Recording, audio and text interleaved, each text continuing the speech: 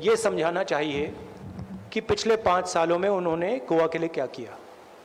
उनको ये बताना चाहिए कि गोवा के युवाओं के लिए रोज़गार के लिए उन्होंने क्या किया।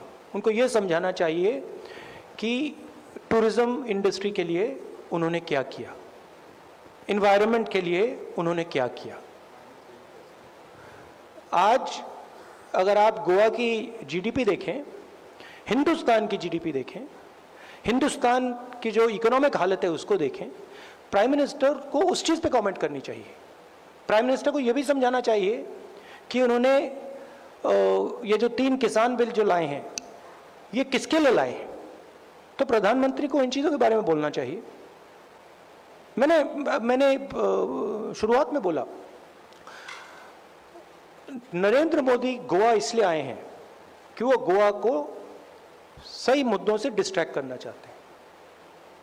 जो मेन मुद्दा गोवा के सामने है, रोजगार, रोजगार कैसे पैदा होगा, इन्वायरमेंट, उनके मैनिफेस्टो में इन्वायरमेंट शब्द नहीं है, जो गोवा के लिए सबसे जरूरी चीज है। प्रधानमंत्री ने अपने भाषण में इन्वायरमेंट के बारे में बोला, कुछ बोला? उन्होंने रोजगार के बारे में कुछ बोला? नहीं, मैं आपसे पूछ रहा हूं, हाँ या ना? नहीं ना, तो सवाल तो वो है। Thank you very much.